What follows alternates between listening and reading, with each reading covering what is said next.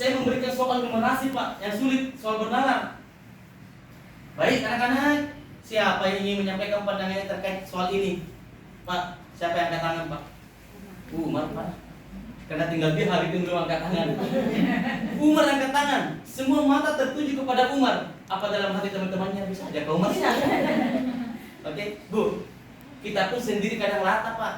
Ketika ada anak yang kita anggap nggak mampu secara akademik, terus dia mau menjawab, apakah kita, Umar, perbaiki perasaanmu enggak? Oke, ini soalnya susah enggak? Bu, tapi saya coba memotivasi Umar. Umar, silakan nak. Berat pantat Umar Pak. Umar tidak apa-apa nak. Coba dulu Umar, kamu pasti bisa Umar. Disitulah kemampuan guru untuk memotivasi. Jangan pula ibu yang berpikiran negatif, pasti nggak bisa Umar, pasti nggak bisa Umar. Oke, doanya, motivasi saja. Ketika Umar melangkah Pak, saya lihat bahasa tubuhnya Umar Bu. Berat betul langkahnya Umar. Apa dalam artinya Umar? Saya ini dipermalukan saya ini.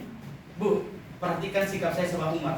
Ketika Umar mendekati saya Pak, ketika Umar mendekati saya Bu, saya berbalik badan Pak. Saya kasih tahu jawabannya Umar 20 nah. Tanpa sepengetahuan temannya Bu. Saya bisikin Umar jawabannya dan dia pun ambil spidolnya dan tulis 20. Sontak semua temannya tepuk tangan Pak. Oke, Bu, kenapa saya lakukan itu? Saya sudah tahu Umar tidak mampu secara akademik. Saya tidak bisa paksakan Umar untuk jago secara akademik. Tapi yang saya inginkan Umar tidak kehilangan rasa percaya dirinya. Nah, itu yang penting Pak. Ya, supaya anak tidak kehilangan rasa percaya diri. Ibu sudah tahu nih, ya. Ibu sudah tahu bahwa anaknya tidak mampu secara akademik, maka jangan paksakan Pak. Apa yang ada dalam hati saya hari itu Pak Umar, kamu sukses nak bukan dari jalur akademik, tapi kamu akan sukses dari jalur yang lain. Pak, kecerdasan yang kedua yang ingin saya sampaikan, supaya Bapak Ibu juga hilang paradigma bahwa anak itu jago ketika dia mampu di kelas. Yang kedua adalah kecerdasan interpersonal Pak. Poin ketujuh dalam buku yang saya baca. Kecerdasan interpersonal itu adalah kemampuan untuk bersosialisasi Bu. Kemampuan untuk bersosialisasi Pak.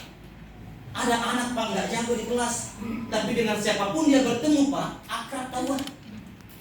Ada nggak Bu anak seperti ini? Dia nggak mampu di kelas, tapi ketika dia di luar banyak temannya. Ini namanya anak yang memiliki kecerdasan interpersonal Bu. Jangan dibully Bu. Jangan dijustifikasi jadi apa kamu nanti nak. Mbak, saya ada pengalaman sepupu saya namanya Syar. Banyak pengalaman ini Mbak. Syar, tapi nyata semua nih Bu. Saya baru menyadari ketika membaca bukunya Multiple Intelligence ini Bu. Syar ini sepupu saya Mbak. Ketika sekolah SMP, bukunya cuma 1 lembar Pak. Syar ini sepupu saya yang paling hebat sekolah Bu. Tidak pernah meminta beli tas, karena bukunya cuma ditaruh di benar ini Pak. Syar itu Bu Pak, di kantong. Aku SMA pulpen 1. Di situ sudah matematika, fisika, IPA. Satu buku Pak. Lulus Pak. Mamanya bilang begini, jadi apa nanti kamu besar? Bukan cuma mamanya, biar tante-tantenya termasuk mamaku. Jadi apa nanti kamu? Kalau cara belajar yang begitu kan nantinya dia mamaku. Syar sepupu saya. Nah, Pak, semua orang meragukan masa depannya Syar. Ya, siapapun yang melihat Syar gaya belajarnya Pak, ketika melihat cuma bawa buku 1 Pak, semua akan menarik satu kesimpulan. Jadi apa nanti kamu besar nak? Tapi hari ini Pak, Syar berhasil meraih masa depannya menjadi manajer marketing. Kenapa? Syar itu Mbak, dengan siapapun dia bertemu, dia pasti akrab Pak. Heran juga saya sama sepupu saya ini. Dia nggak mampu secara akademik, tapi dengan siapapun dia bertemu Pak, orang baru ke dia, orang asing ke dia. Kali berangkat dari Sulawesi ke Makassar di kapal Pak, paling banyak ke jalan Syar. Mudah berjalan Pak. Dia cuma bawa Indomie 1 Pak, temannya bisa datang 10 Pak. Bener ini Mbak. Itulah kenapa ketika musim caleg Mbak, ketika musim pilpres Mbak, orang yang pertama dicari di Sinjai adalah Syar. Syar Pak. Apakah dia cerdas? Cerdas interpersonal namanya. Nah, tidak jarang Mbak memuji anak-anak. Ketika ada anak yang jago berkomunikasi, ketika ada anak yang jago untuk bersosialisasi. Ini bagaimana mungkin Pak anak kita mau bersosialisasi? Baru bermain sama tetangga kasihan. Pulang Pak. Mandi dulu Nek. Padahal anaknya baru saja mandi. Ya kan? Anak ibu deh main di rumah tetangga deh. Ismail pulang dulu Nek. Makan dulu Nek. Padahal anaknya baru selesai makan. Ketika anak ini kan cuma alasan ibu memanggil anaknya. Bu, ini sering terjadi loh, Bu. Ya. Orang tua itu tidak menyadari bahwa anak itu lagi melatih kemampuannya bersosialisasi, berteman, berkawan. Bu, ya, sama dengan kasus anak saya, Pak. Anak saya usia 5 tahun. Anak saya usia 5 tahun, berhitung masih sulit. Berhitung masih sulit. Apa kata mamanya? Kak, kayaknya Namira ini kita masukkan di kumur. Saya bilang, kamu bunuh anakmu. Bener ini, Mbak. Ini Citra, istri saya itu temannya Ustaz. Ya. Istri saya mau daftarkan anak saya di kumur, Bu, supaya dia jago matematika. Padahal selama saya hidup dengan anak saya, Bu, saya tidak melihat kemampuan numerasinya. Walaupun bapaknya kuliahnya matematika. Bu, saya tidak melihat bahwa anak saya nggak berbakat di matematika. Tapi justru saya melihat begini, Pak. Kemanapun saya ajak Namira ini, ke mall kah dia, ke Islami kah dia, ya Mbak, dia pasti punya teman baru. Bener, Bu? Dia pasti punya teman baru. Itulah kenapa saya katakan dalam hati saya, nak, kamu sukses bukan dari kemampuan matematikamu nanti, tapi kamu akan sukses dari kemampuan interpersonalmu. Bener ini, Mbak. Itulah kenapa kemarin mamanya nangis. Datang psikolog, Pak, yang pakai tape finger, yang mengetes kecerdasan anak pakai apa? Sidik. Datang ke TK-nya, Pak. Kedua hasilnya. Terus kata gurunya, anak ibu istimewa. Nangis saya, istri saya, Pak. Dan saya nggak bisa menjelaskan ini kecuali psikolognya. Tambah nangis istri saya, Pak. Nelpon, Kak, kenapa nangis? Anak ibu istimewa, bagus dong kalau istimewa. Karena yang ada di kepala kita, istimewa itu adalah anak berkebutuhan khusus. Bagus dong kalau istimewa.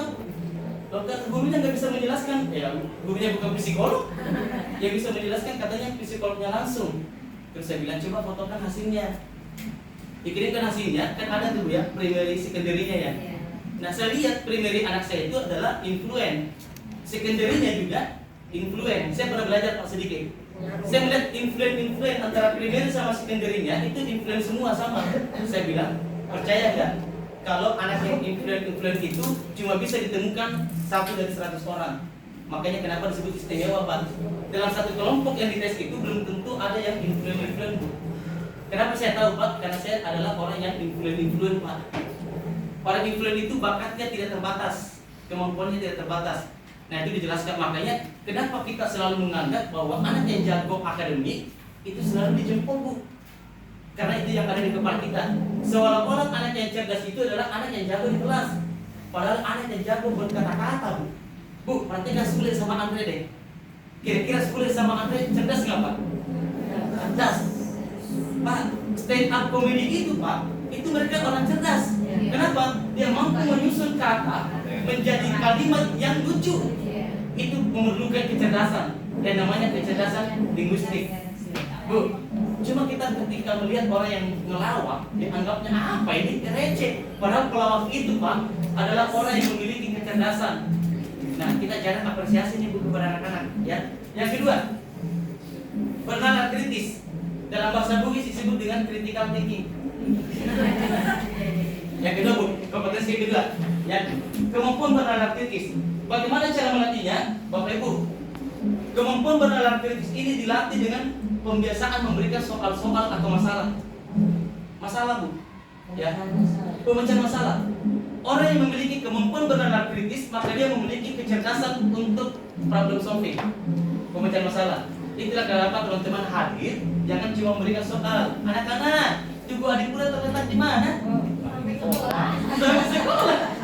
Anak-anak, siapa wali kota Balikpapan? Rahmat Masad, googling. Ketika ibu berbicara tentang kepemimpinan, maka kurangi lagi pertanyaan, kurangi, Bu, ya, bukan hilangkan.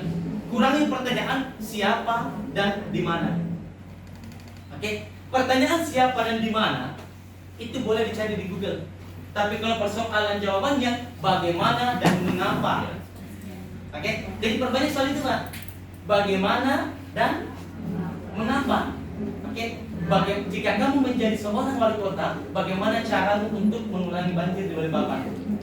Mengapa bisa terjadi banjir di Balikpapan?